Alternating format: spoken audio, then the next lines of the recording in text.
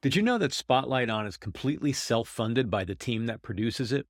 We're always looking for ways to keep the podcast self sufficient without sacrificing the listener experience or the integrity of the show.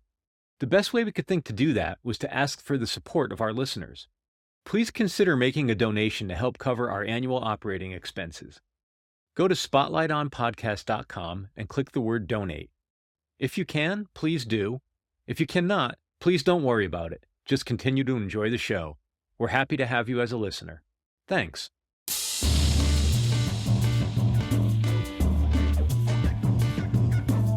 Hello and welcome to Spotlight On, a production of 23 Media Ventures. I'm your host, Lawrence Purrier.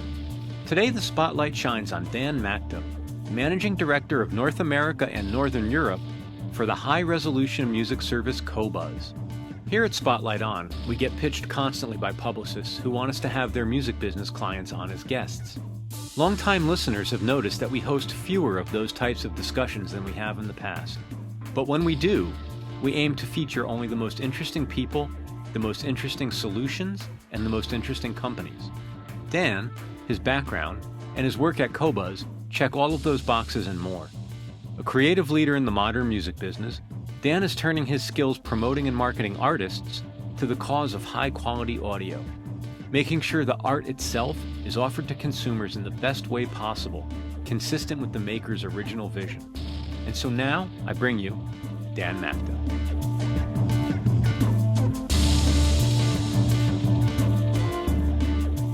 Obviously, there's a lot I want to ask you about the streaming world and your thoughts on all that stuff and what you're doing now. But I love to set the table a little bit with some background. The New Jersey you grew up in, what was the musical environment around you? Were you a musical kid? Were you a consumer? Were you a player? What was that about for you? All of the above. This was the early 1980s. When I was a kid, I grew up, for whatever reason, really into the Beatles. When I was 5 years old, I remember having my mom take me to the record store, and I had all the Beatles albums on vinyl before I had anything else. But that was like by age 11. And then I got into other 60s music, and I was an early, I was buying records and really into it before most kids, or probably more than the other kids, ever got into it. I was a music fanatic from a very young age. And then I fell in with the hardcore punk crowd, which was, an emerging youth movement in the early 80s. We had our own local bands and clubs that did all ages shows, and people booked their own shows, and things were happening in basements and all kinds of DIY hijinks. We were putting out fanzines. I did a radio show on my high school, an all hardcore punk radio show, was getting records from bands all around the world and pre-internet. That's how we had to do it back then.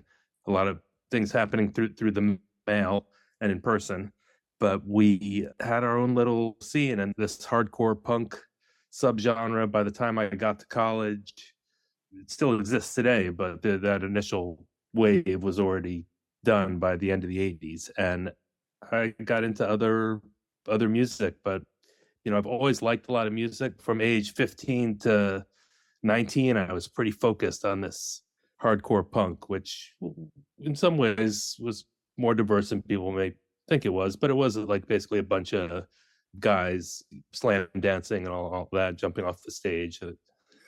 Yeah. It's funny to think about it now, but I also played. I had a band, and we played hardcore punk. I was not a great musician. Maybe if I was, I would have played a different genre, and we recorded and self-released a record and self-booked shows, like a US tour one summer, all DIY without any internet. That's incredible. Yeah. But I got all that out of my system before age 20. And then, strictly business after that. Business and listener.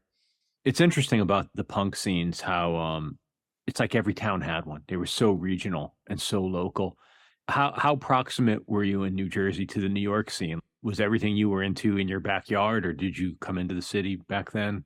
It was both. From the age 15, I was hopping on the train. It's called New Jersey Transit now. Back then, it was the Erie Lackawanna into Hoboken, and the train didn't go all the way into Manhattan. We had to transfer to the PATH train in Hoboken to get into Manhattan. And I used to go to the hardcore punk matinee shows at CBGB's.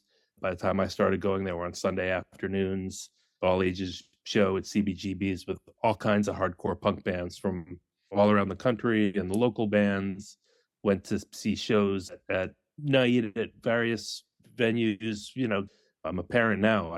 If my son wanted to do it, I guess it would be cool. We live essentially in the city here, but I can't believe what my parents let I me know. do from age 15, just like heading off on the train into the city. And it was see you tomorrow, because the local train didn't run all night. So we could get the PATH back to Hoboken. Then we had to like sit in a diner across from the train station till 6 a.m. when the train started running again. Who lets their kids do that?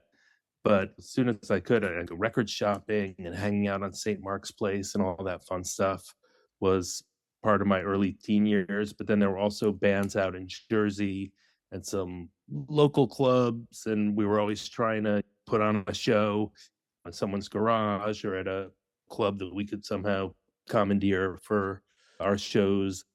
There were tons of local bands all around Jersey, but the hardcore punk scene at that time was kind of inclusive of Connecticut too. It was like New Jersey, New York, Connecticut. There were some clubs up in Connecticut that were also part of our universe. It's really interesting. There's so much generationally baked into a lot of what you're talking about, whether it was the idea that a lot of us essentially, once we hit our early teen years, became sort of wild and to an extent raised ourselves through those years, but also that sort of enterprising hustle aspect. A lot of what you say resonates with me. I can remember we'd rent an Elks Hall or a volunteer fire hall or all these places where anywhere that had anything remotely like a stage in an empty room, there'd be somebody hustling together the money to rent the hall and print tickets. And before you know it, there's 2 or 3 bands playing. And it seemed like there was something going on every weekend. And it was never the adults running it. Maybe if it was an all ages club or something, but even then, what seemed like an adult was probably somebody in their early 20s. Well, right, that's a big thing too. Is the people who, to me, who seemed the adults, guys in some of these bands that were pretty successful, put out a lot of records, toured all around the country, were in their early 20s, and they seemed the elder statesmen, grizzled to me. But to me, it was like, as soon as I saw that my high school had a radio station, I was like, I got to get, even before I discovered the hardcore punk, to me, it was like, I got to get on the radio station. It seemed like, how can I not make this my top priority of high school? Yeah, that's fucking incredible. Get on the air. It was a real FM station. So took the training, and my initial show was like 60s garage punk and 60s music, because when I was 14, that was the coolest thing before I discovered the Dead Kennedys and Black Flag. But that was age 15 when everything shifted. But I had a radio show, and then I had my own fanzine. It was like, you got to just do all this stuff, and nobody told you how to do it, but also nobody told you couldn't do it. Yeah, that's right. I promise not to linger in this sort of bath of nostalgia for too much longer. Yeah. So now we've gotten to age 15. Yeah.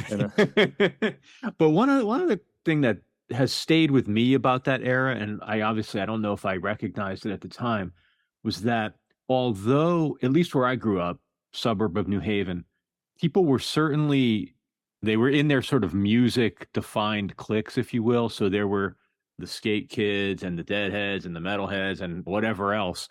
But the amount of overlap between groups and between musical tastes back then, I think back on it now, and I don't think that is the stereotype. I think people, certainly the exaggerated stereotype is that these were all very separate groups, but my experience was that we shared a lot of music.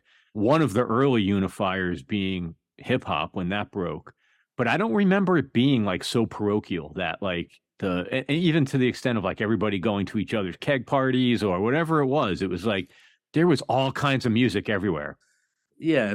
I was out in the suburbs in New Jersey, and it was like that. I was friends with deadheads and metalheads and kids I grew up with. I think generally the hardcore punk I was listening to was pretty radical at the time, and I think there were only a handful of kids in my actual high school that were into that music. So I was viewed as, a little weird, or like this kid is going into the city to do something we don't understand what it is, but on a local level, and I was into all music. You think about the albums that came out when I was in high school that are now considered classics. We recognized most of it at the time. That era is so interesting. Were you an only child by any chance? I have a younger sister. What's the gap? She's 2 years younger, and she's fine, but she was in and out of hospitals a fair amount. So I do think that result of that was I was left on my own to my own devices to some degree. Your story just strikes me as, and again, I'm sort of interpolating my experience, but I was an only child for about the first 9 or 10 years of my life, and then my parents had another sort of set of kids, if you will. And so right as I was entering my early teen years, there was like zero adult supervision because they had their hands full with three young kids. But there was an extent that from a very early, so for you, what the Beatles were for you, the Stones were for me. I can remember hearing "Gimme Shelter" for the first time when I was like 4 years old, and it terrified me. It was just so ominous and unlike. And then you ran to it. Yeah, exactly. And you ran to it. I embrace, and yeah, but music definitely it was almost a physical place for me. It was a place I went to with my records, and my world was around music. And give me a 10-speed bike and a couple of bucks, and I was going to come home with 45s or imports or whatever it was. And so it was an incredible time of finding the weird out of the way record stores and just this other parallel universe that existed. Yeah, getting the music. I lived up on a mountain. I had to ride my bike down the mountain was fine. The record stores were in town. Then I would strap the records to the back of the bike. I had to ride back up the hill and sneak the records into the house because my parents thought I'd spent enough money on records. I would put them in like the side window right into my room. And today my kids, they got it too easy. I'll tell you, they got it too easy. They don't. I'm kidding, but there was so much effort involved in getting the music, let alone everything else that happens around it. Yeah, such adventures. So you went to Wesleyan up in Connecticut? I did, not far from New Haven. I was in a band that played in the student center or something there once. I remember it being pretty cool. But I used to love going to that campus for the Indian music festivals. The ethnomusicology program there was phenomenal, absolutely phenomenal. Yeah, I did not do any coursework in that field. I was a classics major. I liked Latin in high school, and I don't know. People didn't think about things like, what are you going to do with your life back then? So I was a classics major, but I was very interested in experimental music, and Wesleyan had, incredible faculty and history. So I took a lot of courses in experimental music, and through that, this comes back around to world music and all the incredible people who were at Wesleyan. Through the music department, I got to perform in a concert performance of John Zorn's Cobra piece. And I don't know if you're familiar with John Zorn's work. Okay, yeah. So it's one of the game pieces where people are putting on headbands of different colors, and it's all hand signals, and I'm playing electric guitar. And again, I'm not like a great musician, but whatever. A couple people from the experimental music program got to participate, but they had people from the jazz department and the Indian music department, guys doing like Indian flute. I mean, I say guys, these were like esteemed musicians. Some of these guys were legendary musicians in India who were in artist in residence or professors at Wesleyan doing this crazy John Zorn piece. And they went into it with such good spirit. I think the guy from the experimental music program who had brought John Zorn in, we did rehearsals with the local guy. Zorn only came in for the concert. We did rehearsals amongst ourselves. And it was so incredible to watch these traditional Indian musicians opening up to the concepts of this John Zorn game piece. That's incredible. Doing their best, even though it had zero to do with anything related to how they make music in that tradition. Yeah, before I moved to New York in the mid-90s, that was one of the adventures, that taking the Metro North train in and making our way downtown to the old knitting factory to see Masada or Sonny Chirac, or those were amazing pilgrimages to make. And those guys would venture north every once in a while. There would be these weird events in outside of Hartford, or just weird. Just there was these weird little arts groups and stuff that would sponsor a lot of those New York guys to come up and do a weekend of shows or whatever. But I have a hard time envisioning Zorn on the on the Wesleyan campus. I love the visual of it. Was Braxton there while you were there? He came in right at the tail end, I think, as an artist in residence, maybe my senior year, or maybe it was right after, which I thought was so cool. But Alvin Lucier was on faculty, and I took multiple classes with him. I wasn't really familiar with what he did before I got to Wesleyan, but once I got there, heard his work, and then met him, took an intro to experimental music with him. I ended up taking music composition with him. I'm not a composer. To sit in the class, it was mainly for his stories. I couldn't get enough. I love stories. I couldn't get enough of his stories. Basically, his way of teaching was telling you anecdotes from all of his years composing. That's incredible. He'd be talking about working with some of the key experimental music composers in the 60s. He mentioned the names, but he'd be talking about these guys. I was never really into myself, but I think a lot of them may have been on drugs. That's possible. I thought it was so funny. Yeah, Wesleyan was great. I mean, it worked out well for me, but college is what you make it. So you leave Wesleyan as a newly minted classics scholar. What's the plan then? Well, the other thing that I did at Wesleyan was college radio. WESU is the station, and one of my big goals for college was also to get into college radio big time. So I was the music director of the station starting my sophomore year. And so I had this non-academic pursuit of all things college radio and indie rock as it was developing in the late 80s. And when it came time my senior year to start thinking about what I was going to do, I was mainly looking at trying to get into music. So I had a few irons in the fire, applications. I got a job the summer after college, my first music business job. So I went right into it. And that was the result of the people who I met through the college radio station. But it was 4AD, the British label, in their New York office, which was 3 people doing radio promo. That was the natural thing for people who had worked as college radio music directors. You could go then and become a radio promoter and promote to other college radio music directors. I did that and had a great run at 4AD of about 6 months. And then the label was made a deal with Warner Brothers.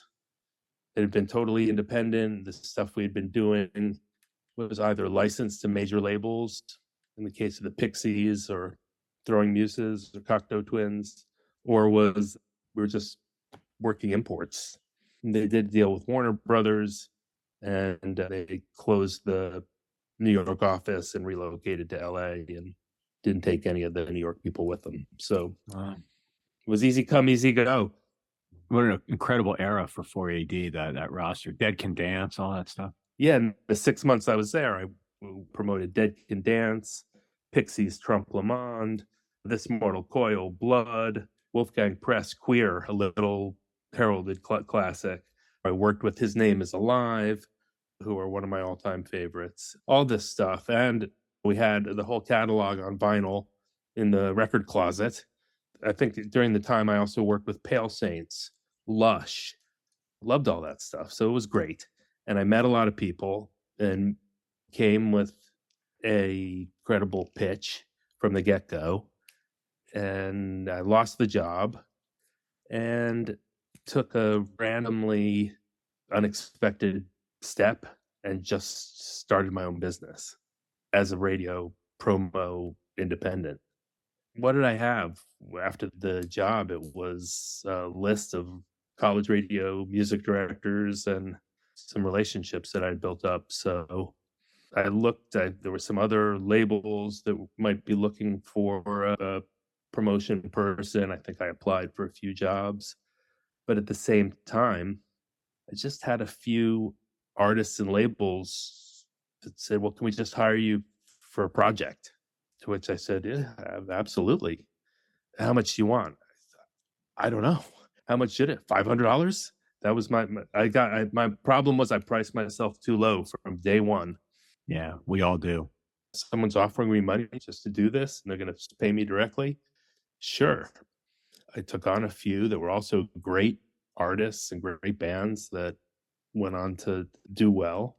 And the independent projects became the focus, and partnered in the end with the woman who also worked at 4AD, who was the PR person who was cut loose at the same time. And we worked together as a radio promo and PR agency for about 8 years. And at the height of things, had 6 or 7 people on the team, and I promoted everything in the 90s. It was the era of indie rock and wannabe indie rock and superstar alternative radio. Oh yeah, that was a good run as well. But I worked with all kinds of cool independent labels, from Drag City Records to Thrill Jockey, and lots that weren't from Chicago. But did you deal with Marco out here, Marco Collins? Oh yeah, absolutely. I can't remember. Either I promoted Silkworm, the Marco Collins sessions that he put out, or I just really liked it. That's the problem, is I can't remember with a lot of things from that year. It's like, did I work it? Or I just listened to it a lot. But I definitely worked on Silkworm. I just associate with him with Silkworm from that era. But Joel Phelps, who was a member of Silkworm, I promoted his earliest solo records. I promoted Neutral Milk Hotel. I promoted Guided by Voices before they were household names. There were actually people who were promoting them. It didn't just happen from nowhere. I have to ask you, having encountered this in my own career, and I'm definitely not asking you to name names unless you want to, but did you ever have instances where you worked a project because it was good business, but you struggled to connect with the music, or outright didn't like the music? Or were you able to maintain that ability to only work what you wanted to work? In my independent promoter days, the company was called Autotonic. I really tried to maintain some level of credibility. So that's all that we had to go on, was that if we mailed a package to a radio programmer, that they saw the return address and would take it seriously, or put it at the top of the pile, or at least listen to it as opposed to ignore it. I did feel like we needed to be super careful. The things that we did for money, just for the money, were always still kind of cool. We had worked on some stuff for Big Bad Voodoo Daddy swing band. Said sure, and it was with, that was distributed by Capitol Records or something, and we did a good job with it. And then we got hired by the same group to promote the 30th anniversary of the Beatles' White Album, which I thought was cool. Like, I got to send a new copy of possibly the first ever on CD out to all these college radio stations, and it's the Beatles. I got to say I worked with the Beatles. And then the same group, it got even weirder, but I still thought it was cool. The Steve Miller Band was going on a college tour, so they wanted to see if they could get a little interest in the Steve Miller Band from college radio. Now, I happen to be a fan of both the early psychedelic blues Steve Miller Band and the later FM rock Steve Miller Band. I like it. I had no problem with it. So we got to mail out the entire Steve Miller Band catalog on CD to all these college radio stations. And it was everything, going back to Children of the Future up to, it's not like all of a sudden he was a star on college radio. So it was a bit of a compromise, because it wasn't really promoting something to college radio that needed promoting. But yeah, so this doesn't answer your question, because I still like the music personally. Yeah, no, that's hip though. But then later, once I got to working at major labels, I mean, I worked with the Backstreet Boys. I didn't like the Backstreet Boys, but I was asked to do it as part of my job, so I did it. Let me ask you this: I not to belabor the point, I have an analog with an artist that I would say my Backstreet Boys, and I was running a company at the time, and we signed this artist, it felt irresponsible not to, I guess would be the way I'd say it. When a pop superstar walks in the door, you really have to think about it. If you've got, you had mouths to feed and people on payroll. How hard did you work to find something to connect with? Or did you just say, you know what, this is part of my gig. This is what I do. I work in a label. Did you find something to identify with? Because the punchline for me is I wound up finding the thing that allowed me to feel good about it. In what I would call, even in retrospect, a non-cynical way. And I wonder if you were able to do that, or if you needed to do that, or if you were able to just be a pro. Because that's probably what I'm saying is I could never be professional enough. Yeah, I don't know. What are some of the other things I worked with at when I was at Sony? I worked with the band 3 Days Grace, who are not really Yeah. considered credible. Huge radio rock band. Huge. So what did I connect with? These guys are fucking huge. They're playing stadiums. I'm their product manager. That's cool. They're good at what they do. I got into some of those songs when I'm in the stadium with all these kids.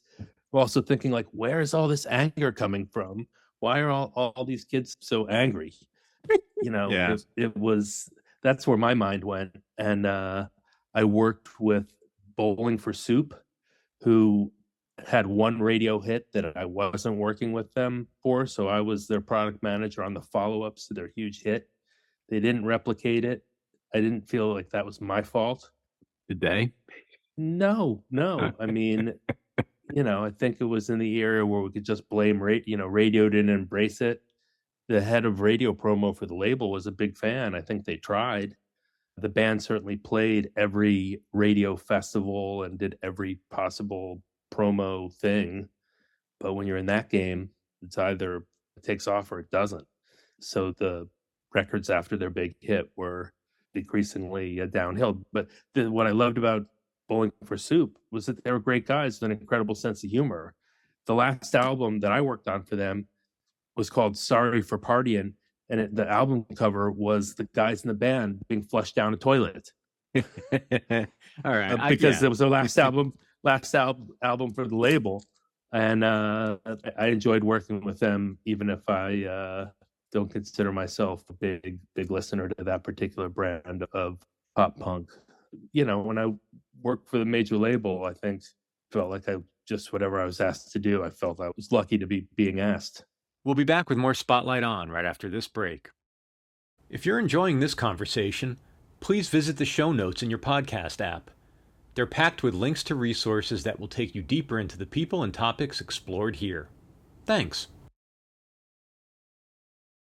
And now, back to Spotlight On. Let me ask you something about the role of product manager and marketing within a label context these days.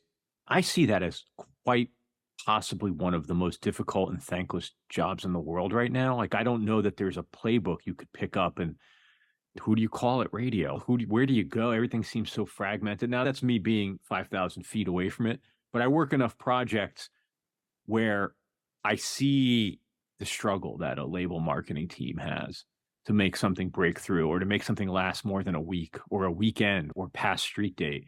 And I wonder how you look back and like, could you do that job today? How do you feel about that job? And as a secondary sort of to pivot into what you're doing now, I would love to hear a little bit about the differences between marketing a release or an artist versus a service. I thank my lucky stars every day that I'm not a label marketing person anymore, because I don't think I would really know. I mean, to me, it seems like if you have a new artist, you throw it up in the air and hope something happens on TikTok. In terms of the kinds of breakthroughs and where my teenage kids are finding out about music, that's what it is. They heard it on TikTok. And that's not something that label marketing can really control or even necessarily influence. But when I was doing it, it was thankless. I'm realizing now it's been, I worked at independent labels after the majors, but 2013 was when I left Sony, and it was thankless. And during my tenure there, the GM took all of the marketing people aside once for a team meeting and said, "You guys have the most thankless job." He actually told us, because basically if things are going well, the artists and management take full credit. And if things are going bad, you will take full blame. Oh, Dan, I know. That probably hasn't changed.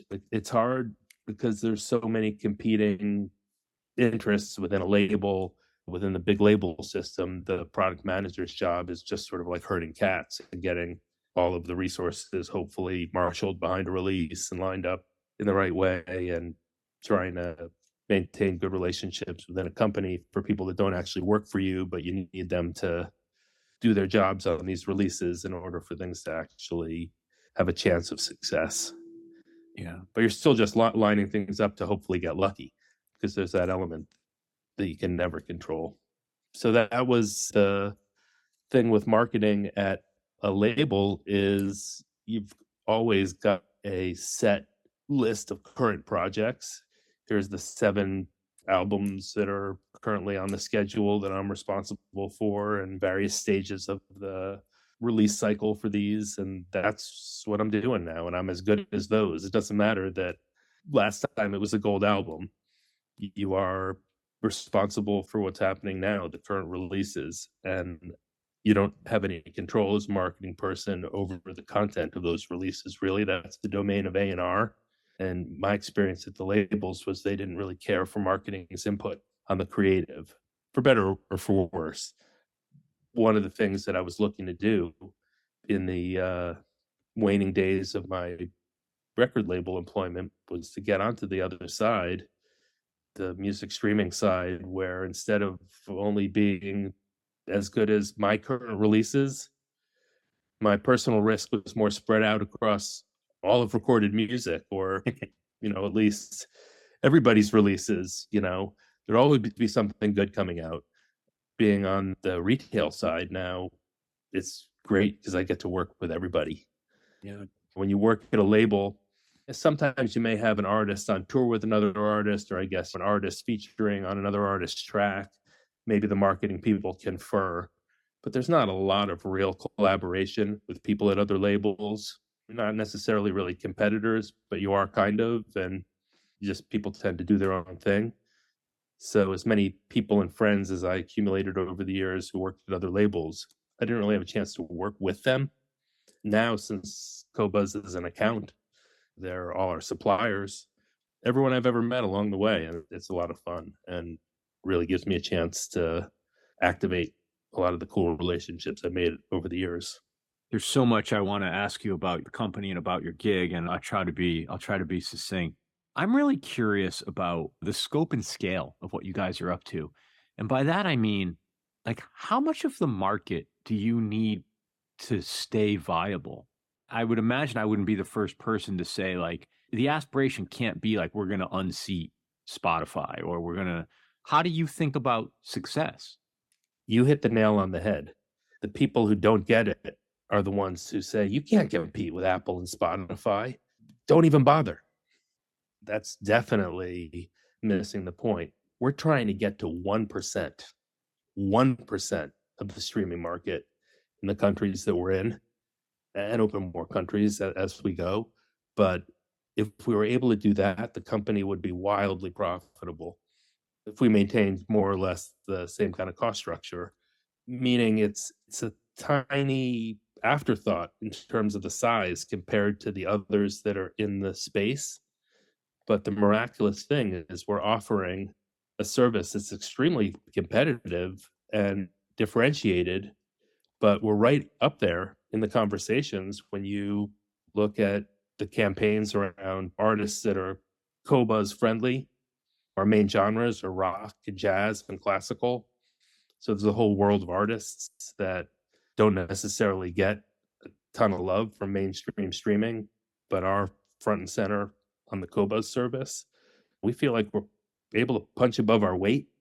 We're not doing mass marketing campaigns. It's all super focused. We haven't even really talked about the service, but it's this high-end, high-quality audio streaming and download platform, and just very focused on serious music listeners and audiophiles. The audiophiles are the core, because there are people who already know what a FLAC file is and already know that mainstream streaming is generally starts it with lossy files and so on and so forth. So there was a built-in constituency for what we were doing among the audio files. But anyhow, long story short, what I get to market now is a very unique product that has a audience that we know is there. The challenge is just reaching the audience. And the cool part is that we get to work with whatever cool artists and labels and partners that have the same kind of message or audience as us. It's whatever we come up with. So that makes it fun. Just for the benefit of people listening who may not be that same well-versed consumer that you just referenced, and I'm not asking you to do like the codec breakdown or the scientific dissertation here, but putting on your sort of marketing hat, how do you state to people that what Qobuz does is different and matters? It's not just about the sound quality, but if we start from the sound quality, which is not something that's exclusive to Qobuz, but we were the first and we pioneered this, it's realizing that mainstream streaming services, who shall remain nameless, but everybody knows who they are, generally are working with what could be considered MP3 quality. And everybody should know by now, if they don't know, that MP3 does not equal CD quality. And if you grew up listening to CDs, or if you grew up listening to vinyl, you'll know that the MP3 does not generally sound as good because there's digital compression. Something was taken out of the music. There's some digital trickery that happens that fools your brain into thinking you're hearing everything. But in a lot of cases, you don't need a trained ear to be able to hear the improvement that comes from what we call a lossless format. And Qobuz streams and sells. We sell download files too for those that prefer to own their music. Streams in this high quality format where everything is at least the quality of a compact disc, but a lot of it is even above.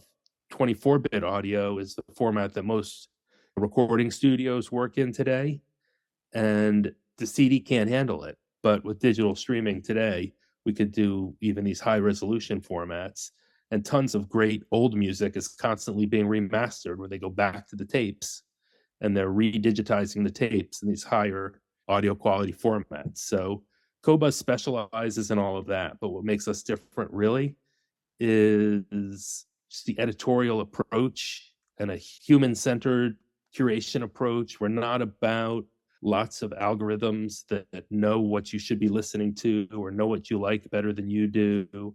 We're not about lo-fi beats, chill music to activate your brain for better studying. There's others that do that better. We are really focused on what at this point amounts to a bit of an old school record store experience. To you and me, it's not that radical, but to someone whose experience of streaming music is just opening up an app where they see podcasts and music for sleeping, it's kind of radical. Qobuz really takes a lot of time to focus on the album. When you open up Qobuz, the first thing you see is new albums in a variety of genres: rock, jazz, classical, soundtracks. And we have all the hip hop and all the pop. We've got all the music and the best quality available. But, we have people that really know their stuff picking the 20 to 40 new albums every week that you're going to see on the front page. We have written editorial content and reviews and articles, different kinds of features right in the app. We have digital booklets in the app. So it's like the CD booklet right in the streaming service, which really results in a different experience on every level than mainstream streaming. We want you to be digging around and hunting around and learning about music while you're using Qobuz and not just setting it and forgetting it. And it's not for everybody, but with the aspiration being to get to 1% of the market, it actually seems reasonable. Like 1% of the listeners would be interested in just getting the best audio quality and a more fully baked experience in terms of the context and digging into music. I don't want to say the way we used to, but maybe it is the way we used to. And not surprisingly, our audience is older. Whereas in the mainstream streaming, you're talking about the kids, my 17-year-old daughter, which is great. Tons and tons of consumption happens there, but There are older consumers that never have really bought into that or embraced it. And a lot of our new customers are not coming from another streaming service.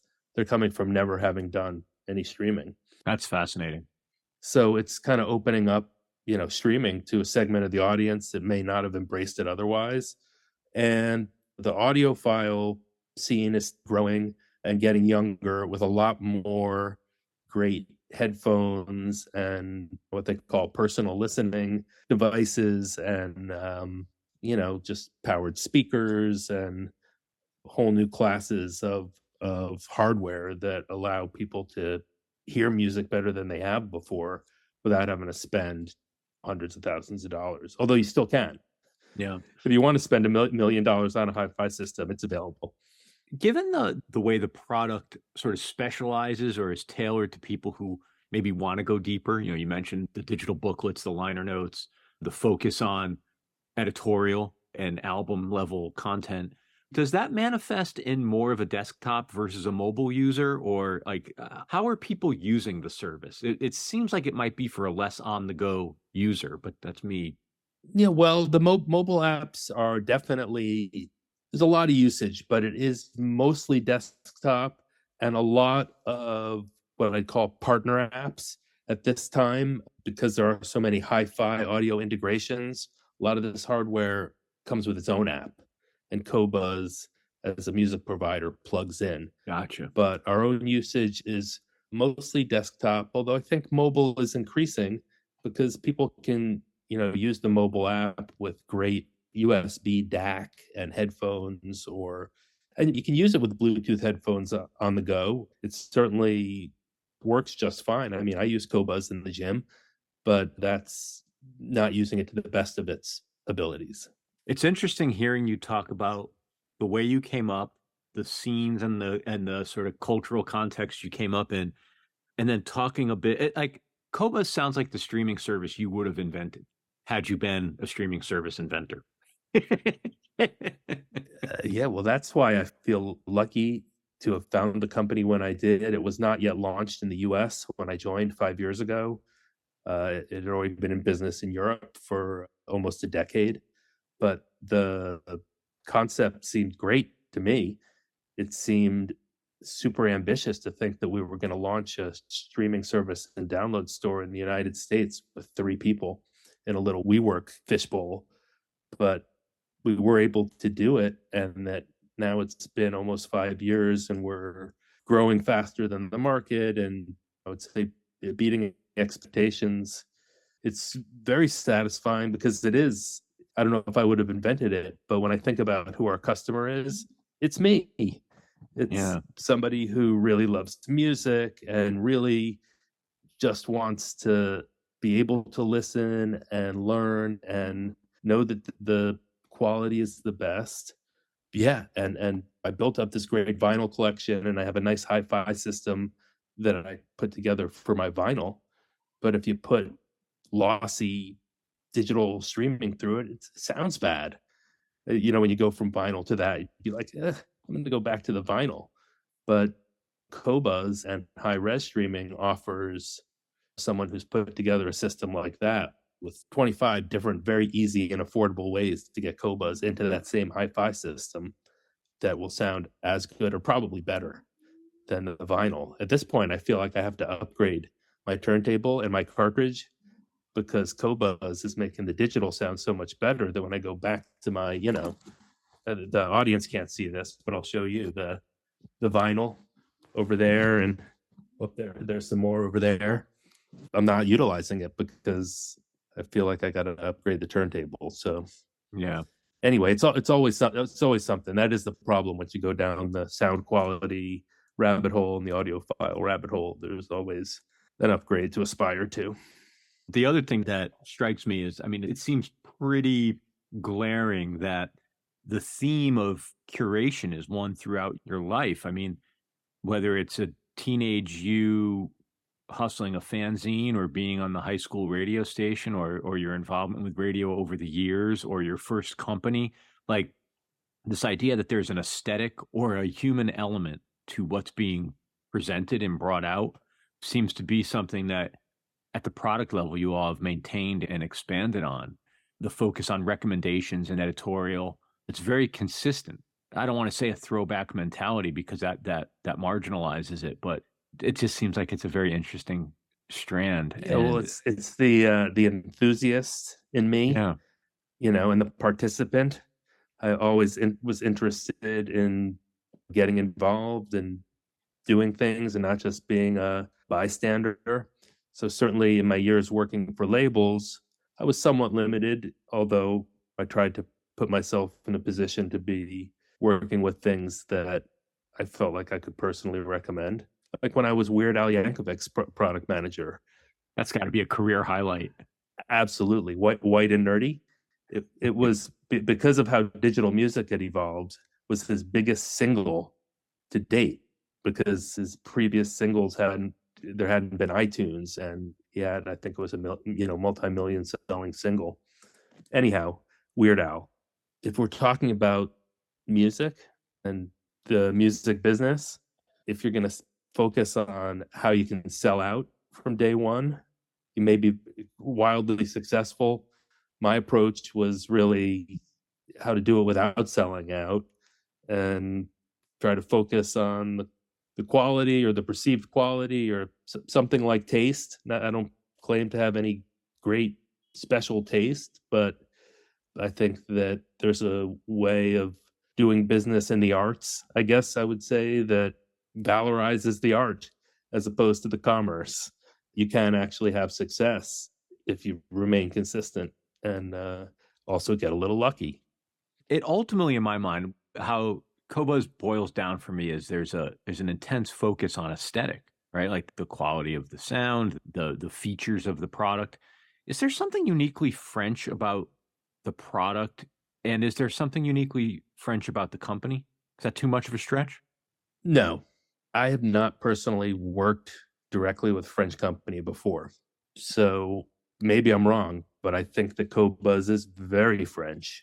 There are a lot of meetings and a lot of discussions around almost every choice, and nothing that you see is by accident. So, I mean, some of it is a mistake, but barring that, there is definitely an attitude of, what do they call it? The French touch. And they often ask me, the French team asks me, can we use that in the US in marketing, the French touch? I said, I don't think people will get it if we use that as a tagline in the United States. But it's definitely, it's a talking point for sure, because everything about it feels really different from other apps that may be more American feeling or maybe Scandinavian. But there are certain things that feel very European about the design choices, and some of it we push against a little bit in the US because we need things a little bit more flashy and attention grabbing sometimes. But I think there's a nice balance struck. Last thing I wanted to ask you, and I hope it's not too big of a question. Where does spatial audio fit in the audiophiles world? Is it a thing beyond gimmickry? Is it something audiophiles care about? Like, how do you think about spatial audio? My own personal thought on it is, at least to my own listening today, really good 2-channel is plenty immersive. Yeah. I feel like I'm right there. But audiophiles who are hardcore into what they call multi-channel are into true multi-channel that you would find as like content on a Blu-ray disc, where it's 7 or 9 or 14 channels, all lossless, and you really have the speakers in your room. You're sitting there with the speakers upward firing. Everything is, Yeah. you're probably set up with a computer.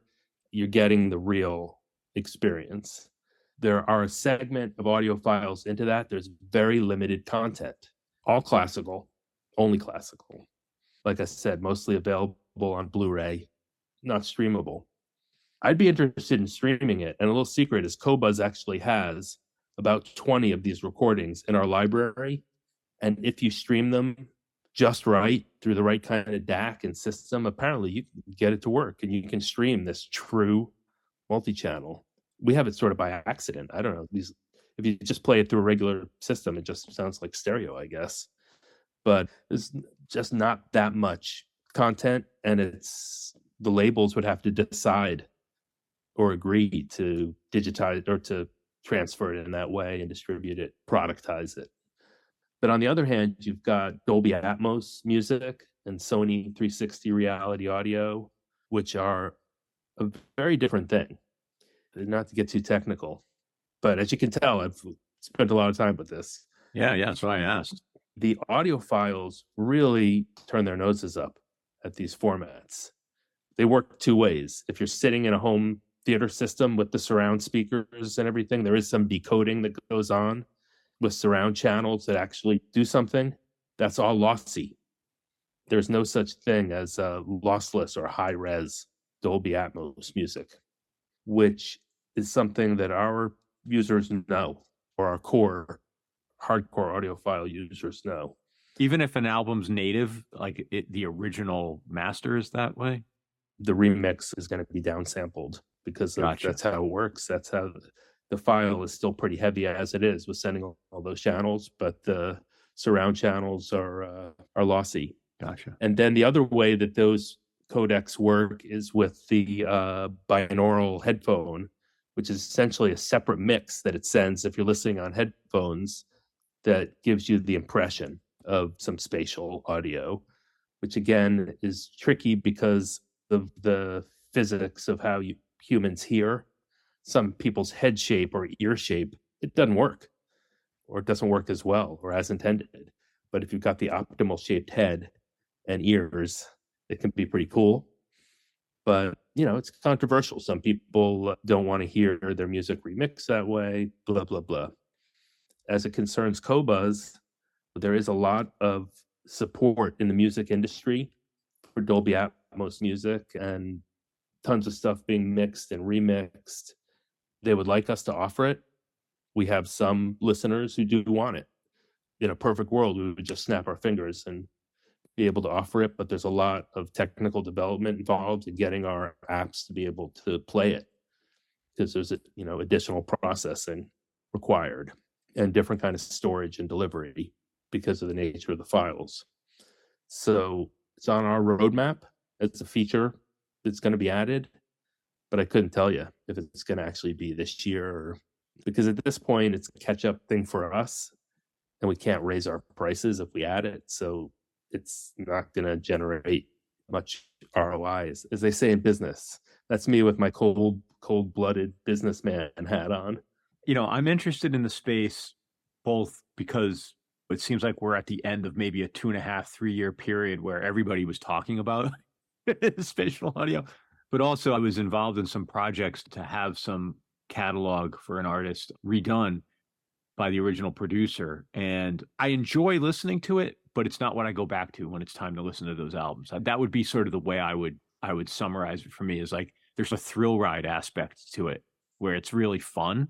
And sometimes it is like amazing and you hear these different things, but it's like, that's not really what I'm going for, And I'm interested certainly in where it goes in terms of new creativity and artists who are innovating, and it's already happening. At this point, I can't listen to it on my system or my service, but it's not going away. And I think that just like early digital and early CDs didn't necessarily sound that great, or it took some time, some iterations for things to really get to be as good as they could be. It's the same thing. I think it's probably not the savior of the music industry, but it's certainly an additive and positive element when done in the right spirit.